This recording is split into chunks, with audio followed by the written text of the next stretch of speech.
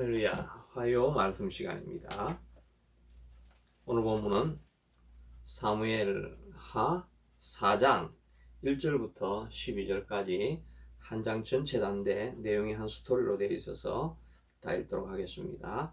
사울의 아들 이스보셋은 아브넬이 헤브론에서 죽었다 함을 듣고 손의 맥이 풀렸고 온 이스라엘이 놀라니라.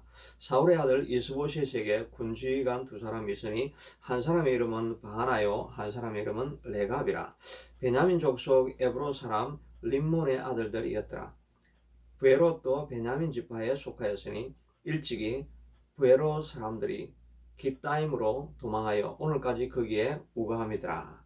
사울의 아들 요나단에게 다리 저는 아들 하나가 있으니 이름은 머비보셋이라. 전에 사울과 요나단이 죽은 소식이 이스라엘에게 올 때에 그의 나이가 5살이었는데 그 유모가 안고 도망할 때 급히 도망하다가 아이가 떨어져 철게 되었더라. 부에롯 사람 림몬의 아들 레갑과 바하나가 길을 떠나 볕을 쬐을 때 처음에 이스보셋의 집에 이르니 마침 그가 침상에서 낮잠을 자는지라. 레갑과 그의 형제 바하나가 밀을 가지러 온 채하고 집안 가운데로 들어가서 그의 배를 찌르고 도망하였더라. 그들이 집에 들어가니 이스보셋이 침실에서 침상 위에 누워 있는지라. 그를 쳐 죽이고 목을 베어 그의 머리를 가지고 밤새도록 알아가길로 가 헤브론에 이르러 다윗 왕에게 이스보셋의 머리를 들이며 아뢰되 왕의 생명을 헤아려 하던 원수 사울의 아들 이스보셋의 머리가 여기 있나이다. 여호와께서 오늘 우리 주 대신 왕의 원수를 사울과 그의 자손에게 갚으셨나이다 하니 다윗이 부에롯 사람 림몬의 아들 레갑과 그의 형제 바하나에게 대답하여 그들에게 이르되 내 생명을 여러 환난 가운데서 건지신 여호와께서 살아계심을 두고 맹세하노니 전에 사람이 내게 알리기를 보라 사울이 죽었다 하며 그가 좋은 소식을 전하는 줄로 생각하였어도 내가 그를 잡아 시글락에서 죽여서 그 소식을 전함 갚음으로 삼았거든. 하물며 악인이 의인을 그의 집 침상에서 죽인 것이겠느냐. 그런즉 내가 악인의 피 흘린 죄를 너희에게 갚아서 너희를 이 땅에 없이 하지 아니하겠느냐 하고 청년에게 명령하여 곧 그들을 죽이고 수족을 베어 헤브론 목가에 매달고 이스보셋의 머리를 가져다가 헤브론에서 아브넬의 무덤에 장사하였더라. 아멘. 오늘 본문은 어제 본문에 이어서 아브넬이 화친을 조약을 맺기 위해서 헤브론에 가서 다윗과 만나고 평화롭게 돌아오다가 요압이 앙심을 품고 아브넬을 불러서 다시 죽인 사건에 이어진 내용입니다. 이 소식이 이제 마하나임에 있던 이스보셋과 이스라엘 백성들에게 알려지게 됩니다.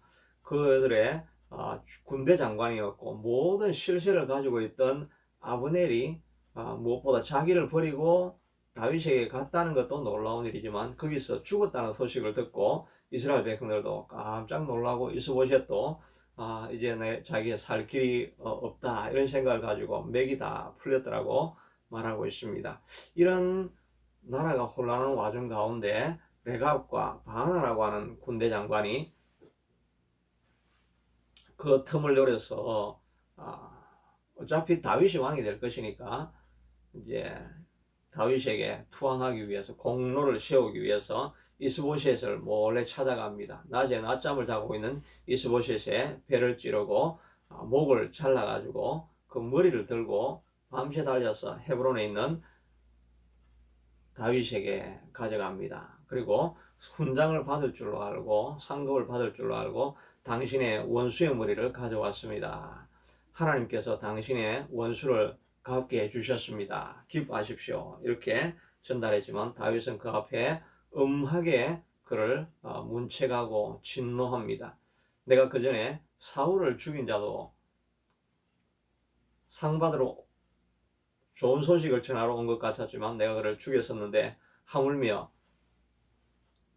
아무런 죄가 없는 이스보셋을 죽인 너일까 보냐라고 하여서 오히려 그를 죽여가지고 손발을 자르고 손발로 이스보셋을 죽였기 때문이죠. 손발을 자르고 그 시체를 장대에 세워가지고 연못가에 세워두어서 모든 백성들이 보게 만들었습니다. 너무나 뜻밖의 일이지요. 사람들은 생각하기에 원수라면 당연히 먼저 죽여주는 사람이 있었으면 그것을 감사히 여긴다고 생각을 하는 것이 일반적인 사람들의 모습이었지만, 다윗은 세상 사람들과 같은 가치를 가지고 살아가는 사람들이 아니었죠. 다윗은 하나님의 사람이었습니다. 하나님의 사람들은 세상이 따라가는 가치대로 살아가는 것이 아니라 세상과는 다른 하나님의 말씀의 기준으로 살아가는 사람이었던 것입니다. 그러니까 사람들은 말씀의 기준으로 살아가는 사람들을 이해하지 못하게 되지요. 정말 어떤 사람들은 예배를 드리기 위해서 생명을 걸고 나아가는 이런 사람들은 이해를 하지 못하지요. 피곤하고 힘들지만 아침에 일어나서 또 예배하기를 소원하고, 이런 사람들을 하나님께서 세상 사람들은 절대 이해를 하지 못합니다. 또 하나님의 나라를 위해서 선교하기 위해서 자기 직장까지도 버리고 포기하는 것을 보면서 세상 사람들은 이해를 하지 못합니다. 하나님의 영이 들어와 있으면 세상 사람들과는 다른 삶, 다른 가치를 두고 살아가게 되어 있지요. 우리는 이 땅을 향해서 살아가는 것이 아니라 하늘의 가치를 두고 살아가는 사람입니다.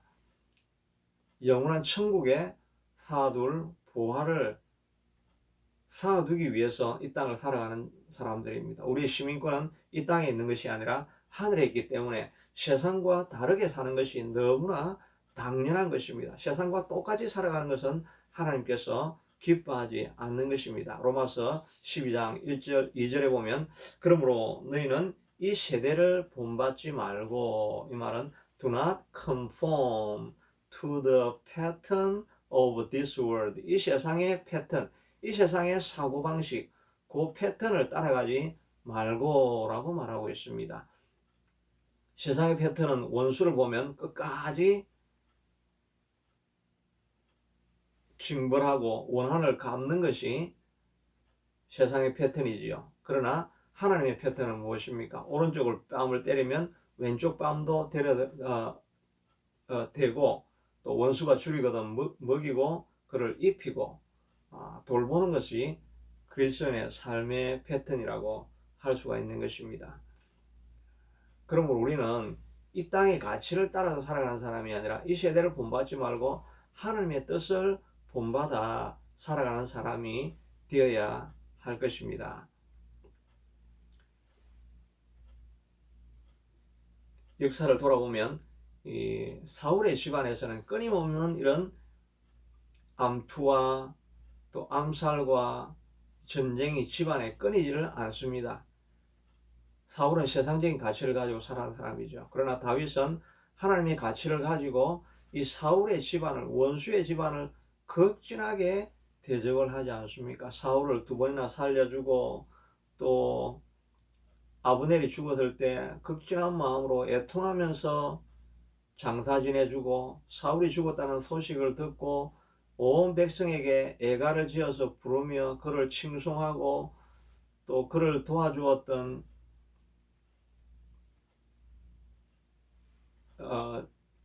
길르앗 야베스 사람들을 기억하고, 또 그의 자손들의 죽음에 대해서, 이렇게 이스보셋의 죽음에 대해서 애통해하고, 하나님의 기름 부음이 있는 이 가정에 대해서는 사울이 소중하기 때문이 아니라 하나님을 존중해주는 그런 마음을 가지고 하나님께서 사용하셨던 사람들에 대해서는 이렇게 존중하는 마음을 가져주니까, 그가 사울을 살려주면서 이야기하면서 선포했던 것처럼, 하나님께서 내가 당신을 살려주신 것처럼 내 인생에도 하나님께서 보답해 주시고 응답해 주시기를 원하나이다 라고 하면서 사울에게 보복하지 않고 살려주게 되지요. 그 기도 그대로 이루어져서 하나님께서 다윗의 집안은 끝까지 지켜주는 그런 집안이 된 것을 보게 되는 것입니다. 우리는 세상의 패턴을 따라 살아가는 것이 아니라 하나님의 패턴을 따라서 살아갈 때 하나님께서 그 인생을 복되게 만들어주는 것입니다. 다윗의 집안이 이렇게 흥왕하게 되어진 것과 마찬가지로 우리가 흔히 자주 예를 드는 것처럼 남아공의 대통령이었던 넬슨 만델라, 거기는 흑인 정책, 차별 정책이 아파르테이트라고 해서 아주 극심한 것이 있었지요. 그 차별에 대해서 그가 인권 변호사로서 투쟁을 하다가 백인들에게 의해서 감옥에 억울하게 옥살이를 하는데 27년 동안 옥살이를 하게 됩니다. 처음에는 분노하는 마음으로 온몸이 상해갔지만 그가 기도하고 말씀을 읽는 가운데 하나님의 사람이 되어진 것이죠. 그러니까 27년 동안 감옥에 있다가 밖으로 나와가지고는 생각하기를, 백인들은 그런 생각 밖으로 나와가지고 이제 흑인들의 힘을 모으고 운동을 벌여가지고 마침내 처음으로 백인 대통령이 되지 않습니까? 그러면 백인들이 너무나 두려워하게 되지요. 27년 동안 옥살이했고 자기들에게 원한을 갚고 원수를 갚으면 백인들을 다 물리칠 것이라고 생각했는데 그가 한 것은 서로가 화해합시다 라고 이야기해서 화해위원회를 만들어서 또 고난당한 사람들에 대해서는 응당하게 보상을 해주고 또 화해하고 용서를 구하는 사람들은 다 받아들여서 백인도 다 같이 살아갈 수 있는 사회를 만들어 놓으니까 아프리카에서는 지금 가장 부유한 나라로 잘 사는 나라가 되어져 있지 않습니까? 반면에 그 위쪽에 있는 짐바브웨라고 하는 나라에서는 무가베라고 하는 대통령이 들어와 가지고 흑인들은 다 물리치고 자기를 핍박했던 백인들은 다 쫓아내고 나니까 경제를 기술이 있는 사람을 다 쫓아내고 나니까 인플레가 뭐 몇백만 배 정도 이렇게 올라서 나라가 굉장히 어려워진 상태가 있는 것이지요. 만델라가 하나님의 말씀을 보니까 하나님의 사람들은 하나님의 길을 걸어가는 사람이 되어진 것입니다. 이 세대를 본받지 말고 너의 마음을 새롭게 함으로 변화를 받아 하나님의 기뻐하시고 선하시고 기뻐하시고 온전한 뜻이 무엇인지를 분별하도록 하라. 하나님의 뜻이 무엇인가를 우리는 생각하는 것입니다. 주어진 상황이 찾아오면 이것이 나를 이롭게 할 것인가, 이것이 나를 괴롭게 할 것인가, 여기에 마음을 두는 것이 아니라 하나님께서 이런 상황 속에서 하나님이 기뻐하시는 뜻이 무엇일까를 찾고 하나님의 말씀을 묵상하면서 모든 상황 속에서도 사람들이 뭐라고 하든지 간에 하나님의 뜻이 무엇인가를 찾아서 하나님이 하시는 말씀을 따라서 살아나가는 것입니다. 그런데 그렇게 살아나가면 없는 곳에 길이 열려지게 되어지고 하나님의 뜻이 이루어지면 그 외의 모든 것을 우리 삶에 더하게 되는 것입니다. 그래서 마태복음 6장 33절에는 그러므로 너희는 무엇을 먹을까, 무엇을 마실까, 무엇을 입을까 염려하지 말라. 이 모든 것은 너희 하나님께서 하늘에 계신 천부께서 다 아시느니라. 그러므로 너희는 먼저 그 나라와 그 의를 구하라. 그래야만 이 모든 것을 너희에게 더하시리라고 말씀해 주시고 있는 것입니다. 우리는 먼저 그 나라와 그 의를 구하고 내 삶을 통해서 하나님이 어떻게 영광을 받으실 수 있을 것인가, 여기에 우리의 마음을 기울이고 살아갈 때 하나님께서 나머지는 책임져 주시게 되는 것입니다. 우리는 이 사건을 통해서, 이런 일들을 통해서 내가 무엇을 먹을 수 있을까, 내가 무엇을 더 얻을 수 있을까, 여기에 관심을 두는 것이 아니라 이 일로 말미암아서 어떻게 하나님이 영광을 받으실 것이고 하나님의 나라가 확장되어질 수 있을 것인가, 여기에 온 마음을 두고 우리가 일해 나가고 결정하면 나머지는 하나님께서 책임지시게 될 것입니다. 자비하신 아버지 하나님, 다윗은 세상 사람들이 생각하는 것과는 너무나 다른 삶을 살아갔습니다. 원수가 있으면 당연히 보복을 하고 기회가 왔으면 당연히 원수에게 불행한 것이 일어날 것을 기대해야 되지만 다윗은 마지막까지 하나님의 기름 부었던 사울의 집안을 사랑하고 사울을 사랑하고 그 아들을 사랑하고 그 아들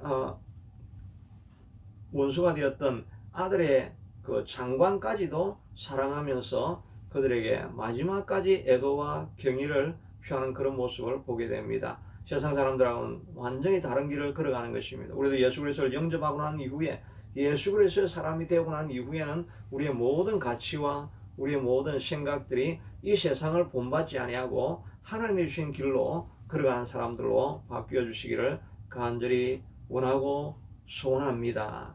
무슨 일을 당하든지 간에 앞에 일을 당하면 그 나라와 그 영광을 위하여 이 일이 어떻게 하면 하나님의 뜻이 드러나게 되시고 하나님의 영광이 드러날 것인가에 우리의 마음에 관심을 두어서 모든 사건을 통해서 하나님께 영광을 돌리는 우리가 될 수 있게 도와주시옵소서. 그리하면 이 모든 것을 너희에게 더하시리라고 하시는 그 약속이 우리의 삶 가운데서도 일어나게 하여 주옵소서. 다윗과 같은 아름다운 하나님께 붙들림 받은 인생이 우리 모두가 될 수 있게 하도록 축복하여 주시옵소서. 예수님 이름으로 기도드리옵나이다. 아멘.